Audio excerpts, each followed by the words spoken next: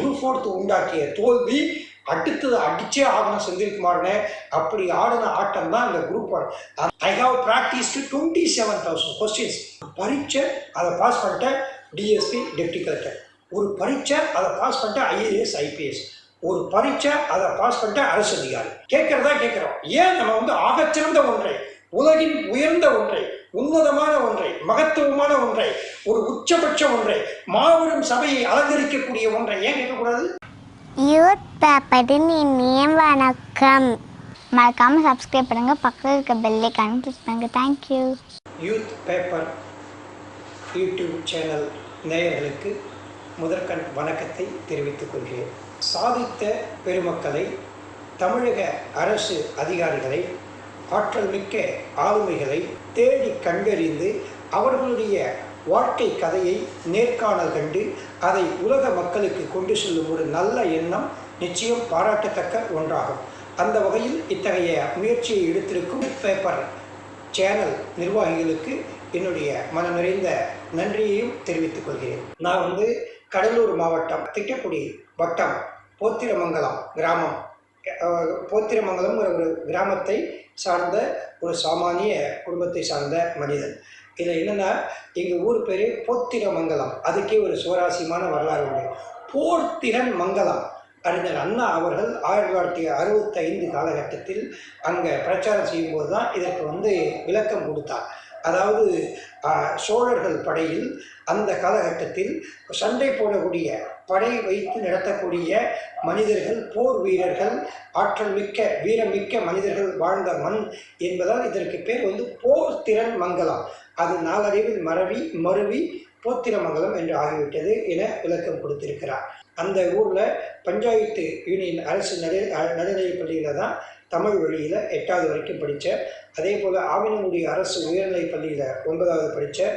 10வது வந்து பெண்ணாடம் அரசு மேல்நிலைப் பள்ளியில், 11வது 12வது 11th 12th தான் திருச்சி பிஷேவர் மேல்நிலைப் பள்ளியில் படித்தேன். இது வந்து பள்ளி படிப்பு முடித்த பிறகு ஒருங்கிணைந்த சட்ட படிப்பு 5 year லா கோர்ஸ், இன்டெகிரேட்டட் 5 year லா கோர்ஸ் வந்து சென்னை சட்டக்கல்லூரியில் படித்தேன்.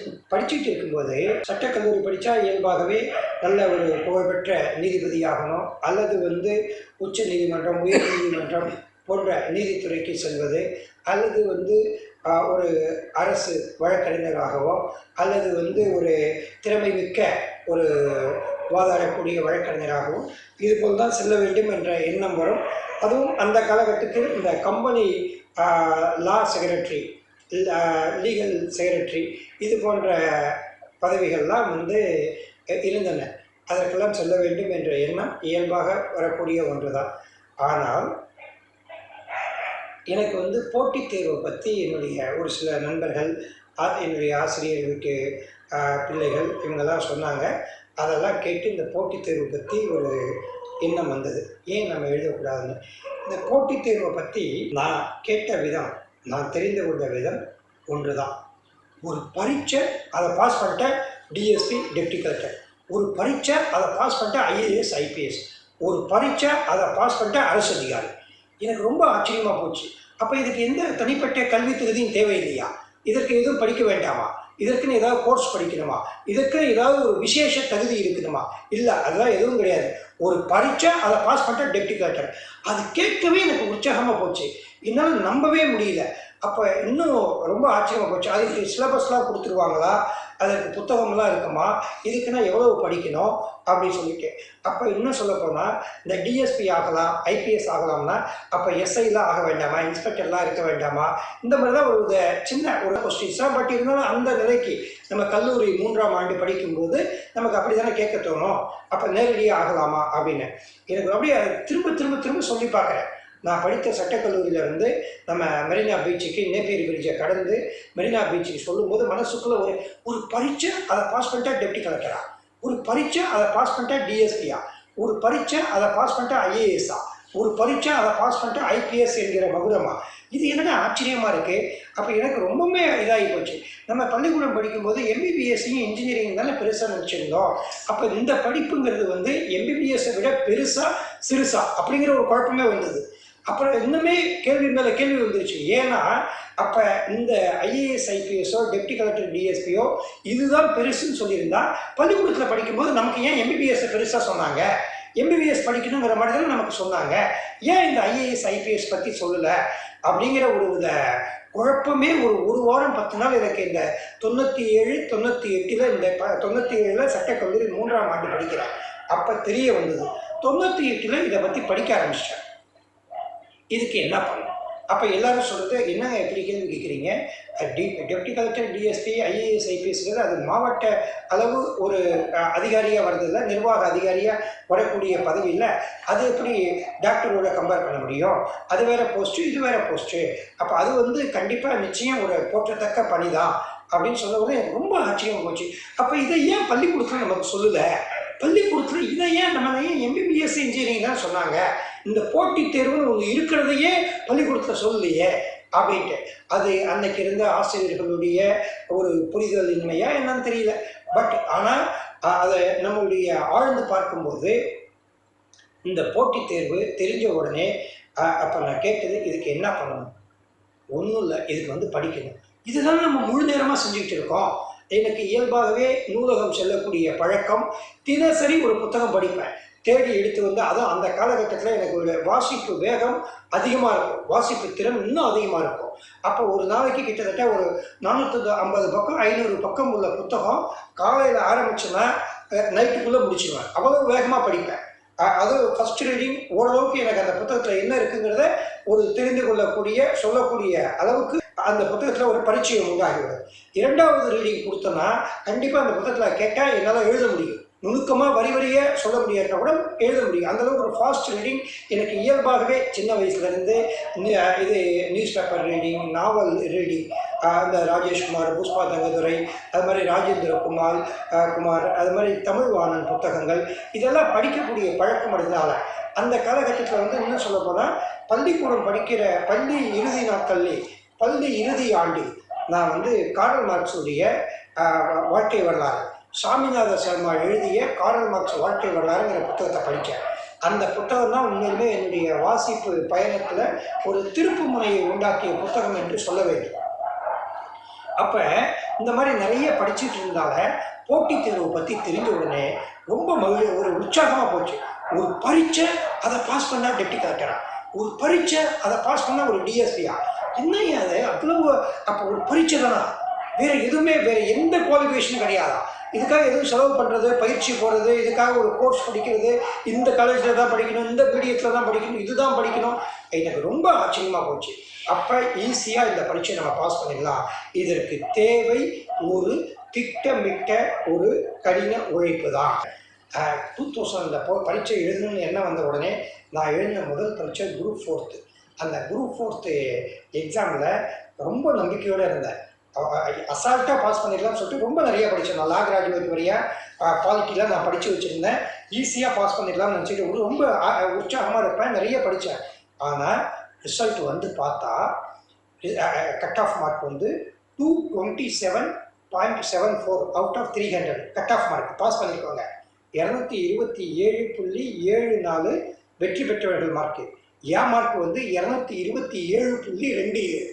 அதை இன்னும் 2000 டைரியில் எழுதி வச்சுருக்கேன். I will show you next இதில் உங்களுக்கு நான் காமிக்கிறேன். எழுதி வச்சுருக்கேன் நான் டைரியில் என்னோடய ரோல் நம்பரோட. கட் ஆஃப் மார்க் வந்து 0.47. ஒரு கேள்விக்கு வந்து 200 கேள்வி 300 மார்க்கு, ஒரு கேள்விக்கு 1.5 மார்க். எனக்கு வந்து ஒரு கேள்விக்கு கம்மியான மார்க்கில் போயிடுச்சு. அது உண்டாக்கிய தாக்கம் தான் ஒரு வீடு கொண்டு எழுந்தது. அதனால் வந்து அப்போ தான் பாரதியார் வார்த்தையை, அந்த வார்த்தையை தான் என் புத்தகமே வச்ச தலைப்பா. பாரதியார் புதிய ஆத்திசூடியில் எழுதியிருப்பார் இல்லையா, அச்சம் தவிர், ஆண்மை தவறில், இளைத்தல் நிகழ்ச்சி, ஈகை திறன், உடலினை உறுதி செய், ஊன்மிகை விரும்பு, எண்ணுவது உயர்வு, ஏறுபோல் நட, ஒற்றுமை உயர்வாம், ஓய்தல் மொழி, ஔடதம் குறை, கேட்டிலும் துணிந்து நில், சரித்திரம் தேர்ச்சிகொள், நன்று கருது, நாளெல்லாம் வினை செய், நினைப்பது முடியும், தையலை உயர்வு செய், ரௌத்திரம் பழகு, வைய தலைமைகள், தெய்வம் நீ என்றுனர், கேட்டிலும் துணிந்திரு. என்ன வார்த்தை பாருங்க, தெய்வம் நீ என்றுனர். நல்லது செஞ்ச நீ தாண்டா தெய்வம். கேட்டிலும் துணிந்திரு, சுமைனு கிளைத்திடே. அதாவது ஒரு நமக்கு தான் வேலை கொடுக்குறாங்கன்னு சொல்லிட்டு இப்போ போலீஸில் ஏதோ ஒரு வேலை சொன்னால் அப்படியே தயங்குவாங்க. நோ, அப்படி தயங்கக்கூடாது. சுமையினி கிளை தெரியாது, எனக்கு எவ்வளோ வேலை கொடுத்தாலும் நல்லா செய்ய முடியும். சூரரை போற்று, பலசாலிகளை வலுவானவர்களை போற்று, கேட்டிலும் தூண்டிதல். ஏதாவது துன்பம் ஒரு தோல்வி வந்தால் கூட அதில் துணிச்சலாக நிற்கணும் அப்படிங்க.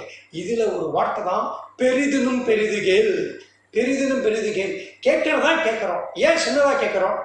கேட்கறதா கேட்குறோம், ஏன் நம்ம வந்து ஆகச்சிறந்த ஒன்றை, உலகின் உயர்ந்த ஒன்றை, உன்னதமான ஒன்றை, மகத்துவமான ஒன்றை, ஒரு உச்சபட்ச ஒன்றை, மாபெரும் சபையை அலங்கரிக்கக்கூடிய ஒன்றை ஏன் கேட்கக்கூடாது?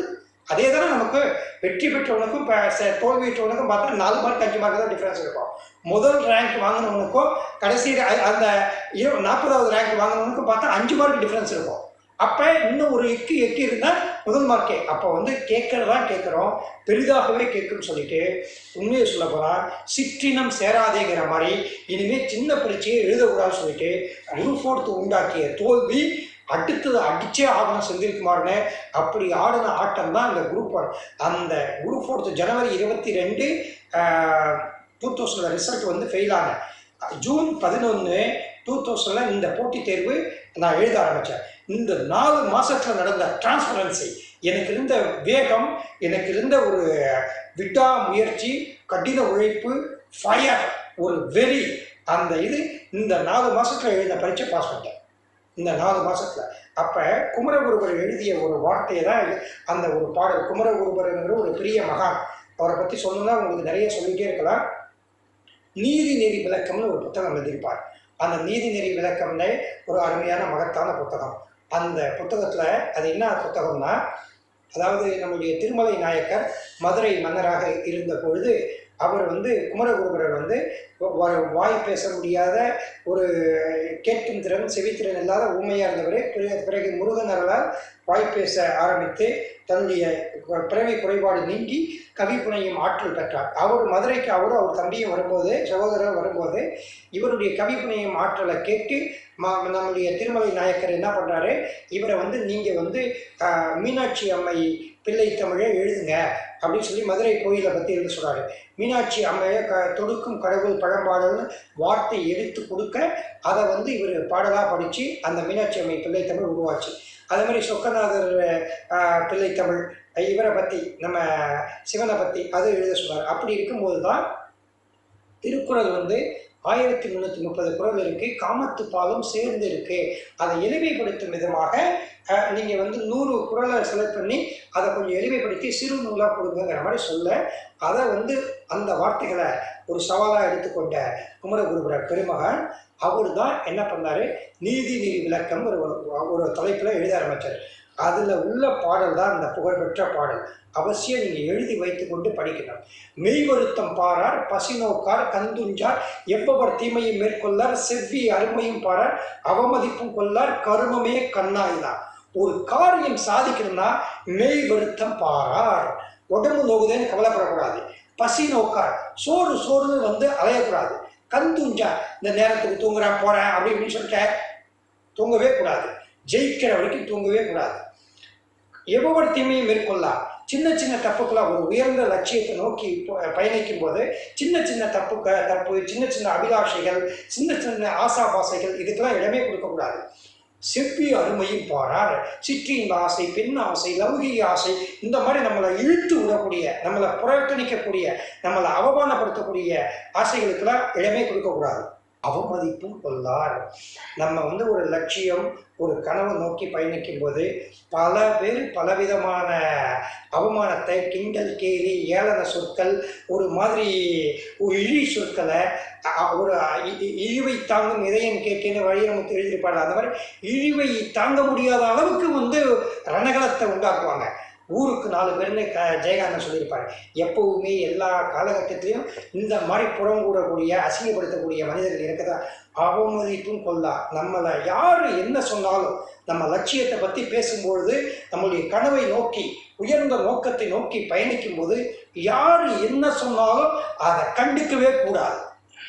அதாவது எத்தொழிலை செய்தாலும் ஏதவத்தை பட்டாலும் முக்தர் மனம் இருக்கும் மோனத்தே, காதி விளையாடி இருகை வீசி நடந்தாலும் தாதி மனம் இருக்கும் நீர்க்குடத்தை தான். எத்தொழிலை செய்தாலும் ஏதவத்தை பட்டாலும் முத்தர் மனம் இருக்கும் மோனத்தை.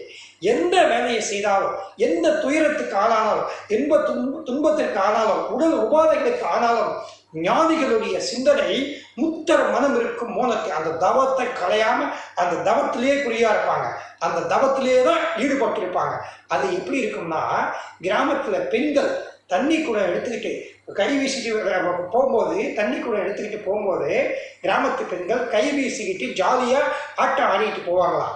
அவங்க அப்படி ஆட்டம் ஆடிட்டு போனாலும் அந்த கவனம் எங்கே இருக்குன்னா, அந்த தண்ணி குடத்து மேலே காதி விளையாடி இருகை வீசினால் தாதி மனம் இருக்கும் நீர்க்குடத்தே தான். அந்த பெண்களுடைய கவனம் நீர்க்குடத்துல தான் இருக்கும் அப்படின்னு சொல்லியிருப்பாங்க. அந்த மாதிரி அவமதிப்பும் கொள்ளார். கொண்ட கொள்கையை நோக்கி பயணிக்கும் போது யார் என்ன சொன்னாலும் அதை பற்றி கண்டுக்காதீங்க. நம்ம ஒரு ப்ரிலிமினரி ஃபெயில் ஆகிட்டா கிண்டல் பண்ணுவான், கேலி பண்ணுவான். அதே அவங்ககிட்ட ஒரு 2000 ரூபா பணம் வேணும் புத்தகங்கள்னா வாயை திறக்க மாட்டான், போட்டு போயிடுவான். ஓகே, நமக்கு உதவி செய்யாத ஒருத்தன், நமக்கு கை கொடுக்காத ஒருத்தன், அவன் நமக்கு அவமானப்படுத்துவதற்கு உரிமை இல்லை. நமக்கு உதவி செய்யாத ஒருத்தன் நம்மளை கிண்டல் செய்வதற்கு உரிமை கிடையாது. அந்த கிண்டலை புறக்கணிங்க. இந்த மாதிரி அல்ப மாநிலத்தோட பதில் சொல்லி நேரத்தை வீணாக்காதீங்க. அதெல்லாம் நம்ம ஒரு அவமதிப்பும் கொள்ள கருமமே கண்ணாயினார். ஒரு காரியம் சாதிக்கணும்னா இந்த குணத்தெல்லாம் வளர்த்துக்கணும். இந்த குணத்தெல்லாம் வளர்த்துக்கிட்டாதான் காரியம் சாதிக்க முடியும். மெய்வருத்தம் பாரார் பசுநோக்கார் வந்துஞ்சார் யோகர தீமையும் மேற்கொள்ள செவ்வி அருமையும் பாரார் அவமதிப்பும் கொள்ளார் கருமமே கண்ணாயினார். இந்த நீதிநெறி விளக்கத்தை மதுரை வீதியில யானை மீது ஊர்வலம் வச்சு அரங்கேற்றம் செய்திருக்கார். யார்? திருமலை நாயக்க மன்னர் 20,000 பொற்காசுகளையும் அரிய நாயகிபுரங்கிற ஒரு ஊரையும் ஒரு கிராமத்தையும் தானமாக கொடுத்து, இதுவே ஒரு போட்டி தேர்வுக்கான வினாதான். சரியா? அப்ப எந்த அளவுக்கு ஒரு ஆழ்ந்து உள்வாங்கி படிக்க வேண்டும் என்று தெரிகிறதா? அதை எப்படி படிக்கணும்னா இப்ப நான் சொல்ற மாதிரி படிக்கணும், அவ்வளவுதான். நல்ல ஒரு துணிச்சலா இருங்க, தைரியமா இருங்க. உங்களால இதை பண்ண நம்பிக்கையோட இருங்க. நன்றி மாணவர்களை. மீண்டும் சொல்கிறேன், என்னால் முடிந்த ஒன்று நிச்சயம் உங்களால் செய்ய முடியும். அதை காட்டிலும் முடியும். உங்களுடைய உழைப்பு அதை காட்டிலும் இருந்தால். நன்றி.